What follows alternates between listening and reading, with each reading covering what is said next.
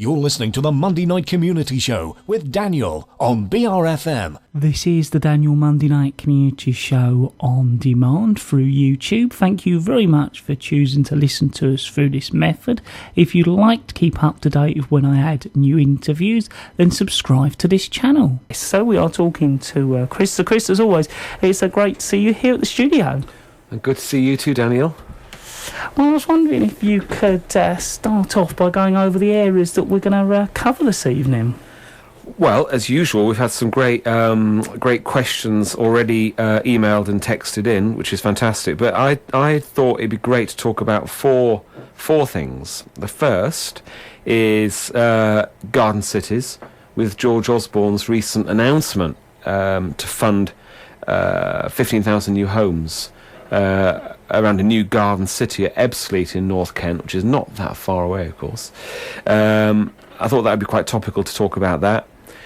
We touched a little bit on high streets last time or the time before, and I guess it'd be great to talk a little bit more about high streets and town centres and how we might think about re-energising them, I suppose, because some do very well and others don't do so well. Things have changed, obviously, out-of-town shopping, internet shopping, all this, real threats on the high street and its kind of quality of place. What do we do about it? And I think your listeners have got some great ideas. The other one was housing. Are we happy with the housing that's been built? Always a popular one to talk about. And this is something I mentioned last time, neighbourhood plans. If any of your listeners are working on neighbourhood plans, it'd be great to hear from them. Well, Chris, what we do, we give out the number, but I was just wondering if you could give us a little bit of an overall introduction into Design South East for our listeners. Well, Daniel, the thing is, Design South East used to be called Kent Architecture Centre. We've changed our name, which is going very well. But I would like your listeners to know about a big new programme. In fact, you came to the launch of it, Daniel. Yes, I did, yeah. I think you had a good time? Yeah, I did. I really enjoyed coming along, and I got an opportunity to speak to the guest architect and some of the other people involved there. So yeah, it was a good evening. So yeah, thank you for inviting me along, because it was nice to come. It's a pleasure, Daniel. We had it was the launch of something called Kent Design, and Kent Design should be really interesting for everybody who has something to say about the built environment or their built environment, and that, let's face it, is practically everybody. There's a new website, www.kentdesign.org. It's a membership structure, but you can buy tickets. I really wouldn't want anyone to feel excluded, though, on the basis of price. So always get in touch with us if you'd like to come to one of our events. The event you came to was a great kind of start, a debating point around a very interesting architect called Will Alsop, who I think you had a good chat with. Yes, I did, yeah. Yeah, we got a nice little interview, and I had a good talk with him as well. So, yeah, it was good. Brilliant. I think that interview's online now, so... Yes, it is, yeah. So if you would like to access that, it's still available through our YouTube link on our website, brfm.net, or on the podcast page as well. And I think we're going to talk a little bit about our first subject, and also perhaps cover some of the questions that have been sent in earlier on from listeners. We are, Daniel. It's all about garden cities, and I guess the first question that Tim asked is, what is a garden city? It's a really interesting point, because what was a garden city might not be, of course, what is now a garden city. But garden cities started off in the early 20th century. Things like Letchworth Garden City and Welling Garden City, that were a new way of planning, urban planning, that incorporated a variety of housing scales and numbers of bedrooms and such, all planned so they wouldn't be very far from transport, and all, well, obviously because it's garden city, all very, very green, so a lot of public space, very easy to get around, very sociable, a good mix of society. Now, what Tim's asking is, what is a garden city? Well, what is it now? It might be, I don't know if your listeners want to read The Independent, or rather but Janet Street Porter this Saturday talked a little bit about this, well, actually quite a lot about this. It's quite an interesting article. It may still be online. And what she's saying is what garden cities don't need is a gang of builder developers putting up 15,000 boxes, all of which look the same. somewhere none of the cabinet would ever dream of living. Now, of course, none of us want that. But looking at some of your other questions from other listeners, including Tom, who's saying new housing estates all look the same wherever they're built, I guess there is a bit of a worry about that. Yeah, I mean, that's something that I often think, a lot of these house estates, you could go to another part of the country and it'd be exactly the same. So, and I don't know whether, is a garden city, just all the houses have gardens, or does it mean that they've got grass roofs and parks in them? What actually do they mean by a garden city? Well, I think, particularly with Ebbsfleet, there's an opportunity to live in the landscape. There's a new landscape being created there. And in fact, a lot of Kent is exactly the same. This is the Garden of England. So it would seem logical to think about how we maximise the amount of green space in and amongst in amongst houses and all the things you need to get around, like roads and streets and such, and cycleways. So there's a logic to it. But I mean, Daniel, you're right that we don't really want to default back to what actually, if we don't really know what it is, this garden city, then we're in danger of not producing it. Do you know what I mean? Yeah, you could say any house in the state is a garden city, yeah. Yeah, and it is remarkable how many new developments are garden suburbs, garden neighbourhoods, garden cities. But you're right to point out the kind of eco-credentials. I think, obviously, in any development they should be reasonably high, but you'd expect them to be high in a garden city. But you'd also expect a commitment to a sociable place. I think a place you can walk around easily and move around easily, that's well located in terms of public transport. I can't imagine many places better located than Ebbsfleet. Of course, that assumes you want to be going into London to work, which is another interesting thing, because there's a whole story, I think, emerging around the south-east relationship outside of London to London. Because can London, it seems now that there's hints that London cannot accommodate all of its housing growth.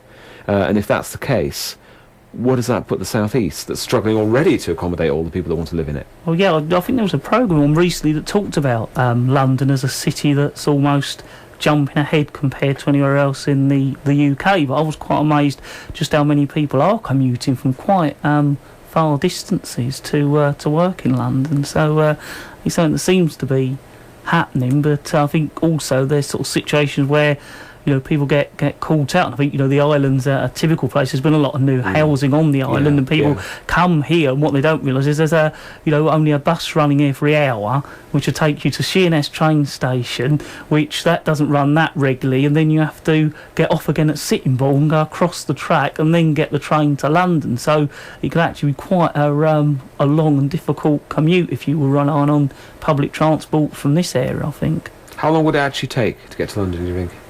I don't know, because if the buses only run every hour, it's got to be, a good couple of hours, and that's if it all works all right. If you've got engineering works and there's buses running, then it's even more of a problem.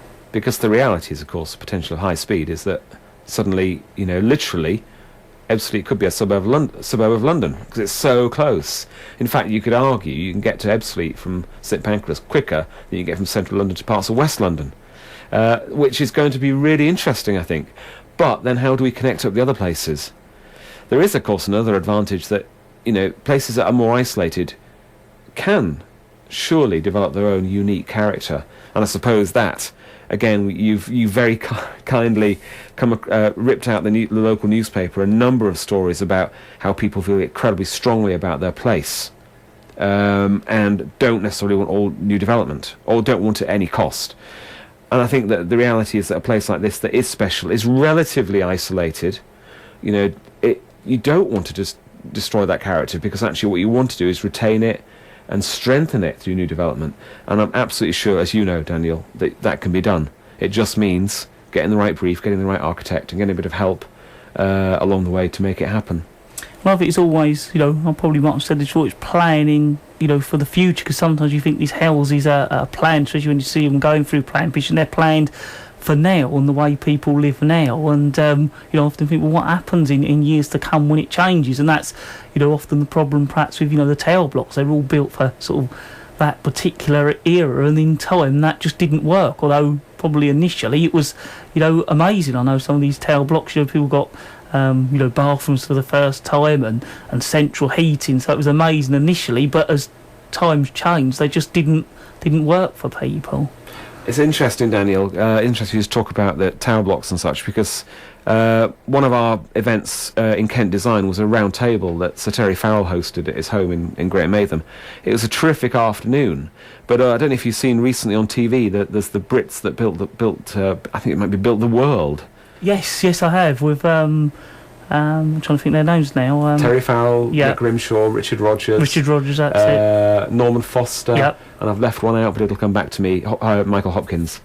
So 5 key architects, and one of the projects that Farrell and Grimshaw originally worked together, although their architecture, I guess, will be quite different now when you look back on it. Nonetheless, they worked together, and their first project was a co-housing project that suddenly, of course, is now really in vogue, especially co-working, but co-housing is too. And that was a smallish tower block of about 10 stories. But in that particular instance, the structure of the building was all in the middle and on the outside, which left everything, all your living space, completely free. So not only could you adapt your own flat, but if the next one became available, you could knock through very easily. Was that the one that had a tin outside to Exactly. it? Yeah, I like exactly. that. That looked nice design. That's the sort of thing I quite like. Well, I don't blame you. I think cabbies apparently called it the sardine can. But they designed it so it could be literally on one floor, something like, was it 14 or 15 bed sits or one flat? Yeah. And that kind of adaptability is absolutely fantastic. And, of course, the reality is they could do it in all that time ago. We can certainly do it again now. But we do have to be more adventurous with structure and materials. No doubt about it. Talking to Chris at the moment from Design South East, and we're continuing to cover some of those subjects relating around architecture. It's always great to hear from you, and we're already hearing from you as well. Well, Daniel, I think Sue raises a really interesting point. Why can't more empty houses be put to use before new houses are built? And you think, well, what's that got to do with garden cities? But of course, the reality is that you might not need so many new homes if you could actually get the old ones occupied again. And also, if you could fill in the gaps, the missing teeth in streets and places, which is quite interesting too.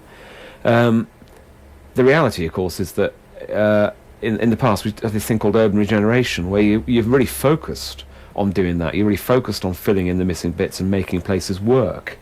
Now the emphasis is much more on, to an extent, doing that, but more about developing newer communities, whether they extend a place, and they're called urban extensions, or actually they're brand new settlements like garden cities. So we're looking for models that work. So I guess the question is, do we look also at strengthening our town centres by building more in them and build outside, or do we just build outside? And hopefully it's a bit of both. Yeah, I think that sounds the better idea. I mean, I must say I agree with Sue in some ways. You do see empty houses about, and there's vacant plots that could be used. You sometimes think, they're rushing to build these new sort of housing areas, and I think there's some parts of the country I heard where there's sort of whole areas where they've moved everyone out to supposedly rebuild, and there's sort of streets of derelict terraced houses and things just sitting there empty, and then they're rushing to build a great big new estate somewhere else. So yeah, I think there is, certainly a point to that. Well, I think, the thing is, it's got to be and really. We've got to look at how places work and strengthen them. We've got to do that, I think, and we've got to build in the empty plots and all that kind of stuff. But clearly, the southeast is just so ridiculously successful, and to do with inward migration, that we are going to have to look at extending places and maybe even building some new communities. There's no doubt about that. It's just the sheer volume, and especially now with this thing of London that may not be able to accommodate all its housing, and is now looking perhaps to the southeast to accommodate some of that, when of course the southeast is struggling to accommodate its own housing growth. So the thing is, we've got to find models that work and that don't all your listeners, not all, but quite a lot of your listeners are worried that we're going to get a load of boxes all over the countryside. It doesn't have to be like that, and that's the point really. We can lay out things. So if we can get the ethos of something like a garden city, but inject it with a more modern approach to how we now could think about design. There could be something very promising in that. We were involved with a very interesting development. I'd be really interested to know what your listeners think of it. Up in Fort Horsted, which is I guess a modern take on traditional. It's quite extreme. It's got some very steep pitched roofs and things. It's all brick. It's not lavishly expensive housing, but it's, I think, very effective and very beautiful. And we're continuing to cover those subjects we've set out for this visit. We are, Daniel, and I'm just reading Neil from Val's Cars, his suggestion for a good song for a Garden City theme, Little Boxes Made of Ticky Tacky. Doesn't sound very positive, really, does it? No, it doesn't. Well, I think that, you know, as we said, it doesn't have to be like that. It really doesn't. But it does need, I guess, we ought to have a house builder here talking about this as well, because I suppose the question that many of your listeners might want to ask is, do they always have to look like that? Well, you know, the fact is they do and they don't. You know, the house builder would argue that it's the market and that's what people like. You know, I think we know what we're talking about in terms of, you know, the usual kind of, I guess what one would associate with this notion of boxes. They might look quite interesting, but actually, and it's not, I think often, Danny, it's not just the fact of what the houses look like, it's how they're put together. How far you've got to go to the local shop, how far you've got to go to the station, whether you can walk out your door and talk to your neighbours and all that kind of stuff as well. It's how, by building houses, we build communities. That seems to be very important. And I think that's sometimes the hardest thing to do, because when, you know, you get a housing area that's developed over a period of time and you've got different houses and different people move in, there's sort of, it happens naturally. Whereas I think, you know, a new housing estate, everybody's moved in at a similar time. It's all new to everybody. All the houses are new, and I think it's a job to sort of get that sort of environment or atmosphere sometimes, and creating that is probably the most difficult thing. And I sometimes think, I don't know whether it's slightly harsh, but sometimes I think it is kind of laziness on the developers, you know, that model works, the designs are there, and so they build them because they know that will sell, you know, and I've no doubt a lot of other stuff would sell if it was tried, but it's easier not to sometimes, I feel. Yes, I think you might have a point there, because, you know, when you buy a house, it's that moment in life, and you oddly enough, there's not that much on the market in the area you want to be looking, you know, for instance, near a local school or whatever. So it's quite limited choice, you know, and it's not like an completely open market. But just coming back to your point about building communities, well, there's a couple of things that can really help. I think the first is that it's good to talk to someone or have a designer on board that really understands how to master plan a place, that will just try to create a sense of community. I think it's also very important that the house builder or the developer puts in the community infrastructure first, or at least simultaneously. I think we've all heard these stories of, you know, community facilities that were promised but don't get delivered. Well, actually, we need to be putting in the public space. We need to be committing to that first, really, because otherwise, how will you build that sense of community when they're actually walking around a building site for years and years and years? It's all about placemaking, really. So if we can think about each plot you deliver as a place, you think of it as a place, and that then adds up into a whole community.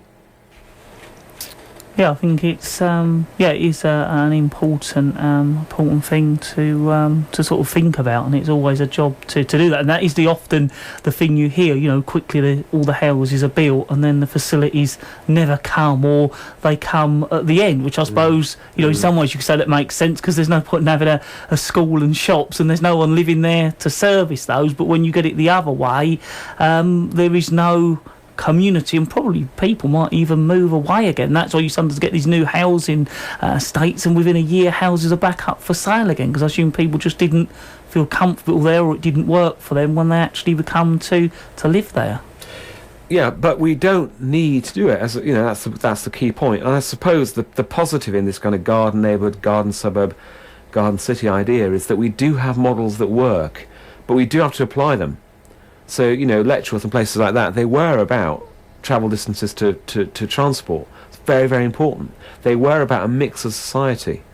So there were some quite important things in there, and of course they were about a great commitment, not just to gardens, but to public space, that you could walk in and meet people and actually enjoy life, which is really what it's all about, isn't it? You know, good designs should really lift the spirits. You know, you're in good design when it really lifts the spirits, and that can be about how you lay a place out. It doesn't just have to be about what the house looks like. In fact, quite often it isn't. So it's not so much. This is not so much against, the standard house type. Far from it. It's about how they're put together and how the infrastructure, the community infrastructure, is put in what order. I'm going to talk a bit about high streets next. We are. Just wanted to pick up on one question from one of your listeners. Why do houses seem to be built with small rooms and very little storage space? Well, this is a good thing for the house builders, and not all the house builders this time, because actually there's planning policy that suggests higher density in places that doesn't help with this kind of equation. The reality is that as we, depending where the land is, of course, and that kind of thing, value is clearly important, but it is planning policy, and yes, it's partly to do with the economics of building, but we also need, in a way, to get away from this idea that we're probably the only country in Europe, I think, that sells on the basis of numbers of bedrooms. Most places sell things or rent them on the basis of square footage. Much more important, because that's actually, come back to your point earlier, Daniel, about how you can adapt places. What you want is space. You might want 2 bedrooms later in life. You've got 4 now, but can you knock through walls and make all that happen? Much more important, really. So it's about building perhaps an adaptable house that can change with you. Adaptable house is absolutely crucial. I think it's essential. We've got to be able to. They've got to flex throughout your whole life and adapt with you. Anyway, let's talk briefly about high streets, because a great one from David here. Perhaps high streets should be more community based rather than trying to compete with new out of town shopping centres. Well, I guess the fact is they probably can't, in most cases, compete with out of town shopping centres. We've all seen what's happened with Blue Water. And with even Stratford, actually, I guess some of the listeners go to. The reality is, people build these things, and the values just shoot up. And of course, it's insanely busy. Somewhere like Stratford Westfield, insanely busy. Why can't all high streets be like that? Well, actually, I think probably the answer is, as David says, they should be community based. That's the reality. The high street was always somewhere you used to buy services. You didn't buy that much stuff.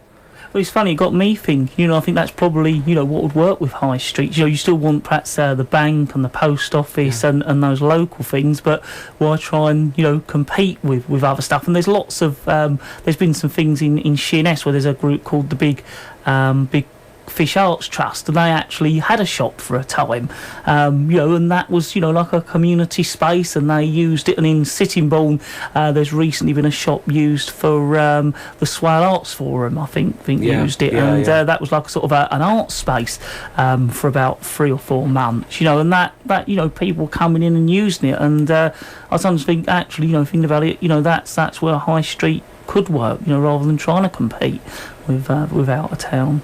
Definitely. But I also think that when it comes to planning new community facilities, so often you see a new medical centre or whatever built on the edge of town.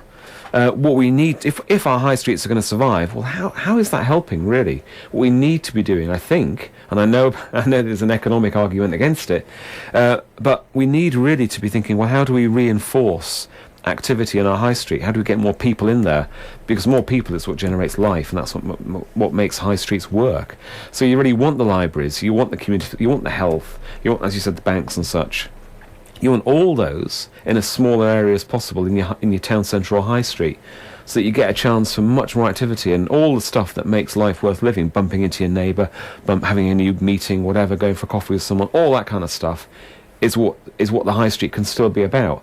But we do have to make sure we make the right decisions about it and planning its long-term future. And that means, to me, putting the facilities that keep it alive there. And also, and I think this comes back to another of your listeners' questions about empty houses, bringing those back into use and people living back in the high street, living above the shop and all this kind of stuff. These are all models that, again, could really help. I was going to say, I did see a programme about that, having high streets are a mixture of shops and housing, so it isn't just all shops. You've got this mixture of actually the high street becomes a community space where people live, work, and the essentials are there. And I sometimes think, that's, as I said, you just can't compete with that. And, realistically, I think, the high street people are only going to go there, nip in and get something. I can't imagine people spending all day in the little high street anymore. They're going to, realistically go off to a big shopping centre and spend all day. And the high street is where you go for your essentials, so perhaps embrace that. Yeah, I think you've got a point, but, I suppose coming back to these, what retail's called dwell time, how long you stay in a place. If you go to Faversham High Street, you want to stay there because it really works. It's a very enjoyable place to be. Outdoor cafes, there's a whole range of shops. It seems to me that we do need to think very carefully about what's going to go into our high streets to make them work. We do need that range of shops. We need something very different to what's available in the out-of-town shopping centre or on the internet. That must be about service. It must be about human interaction. Got to be, really. And we do need places to be well designed. I mean, I know I would say that, but we do need them to be well designed. And when they're older, they need a lot of care and attention to make sure that the character they once had is still shining through and still attracting people. Because nothing attracts people to a high street than good heritage. Yeah, I suppose it does. It's where you feel comfortable, I suppose, and if a local high street has got that, makes you want to stay and you feel comfortable, then you are going to stay longer. You're going to stay there, and you're going to want to live above the shop, because suddenly the high street is a really desirable place to be. If you think of Faversham or Rochester high streets, they are really attractive environments to live, work and play in. And I think that's what we need to be working towards making them attractive places to do all that. Because there's no way the high street's going to be able to compete with internet shopping and things like that. So, Chris, was there anything else you'd like to cover? Well, Daniel, it's a pleasure as always to talk to you and have a chance to hear from your listeners. Really like to just mention again about Kent Design, that it is for everybody. Please have a look at the website if you've got web access. If you haven't, please give us a call on 01634 401 166 and we'll tell you all about Kent Design. It's very much about this type of thing. It's about debating our future built environment and working together to shape it. So I very much hope your listeners are going to take part in it. Well, Chris, as always, it's great to have you along. Thank you very much for coming along, and we look forward to your next visit. Thank you, Daniel, and I look forward to lots more interesting questions like these tonight. It's been a real pleasure to talk about some of these key issues. There's the issues that really matter to people. That is Chris coming in for our regular slot from Design at South East.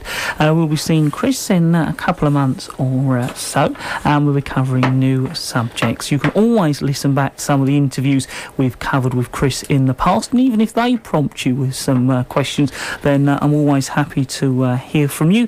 You can tweet Kent Design or the Monday Night Community Show, or leave a message on Facebook, and of course we will try and cover it in Chris's next interview. This is BRFM 95.6 this evening.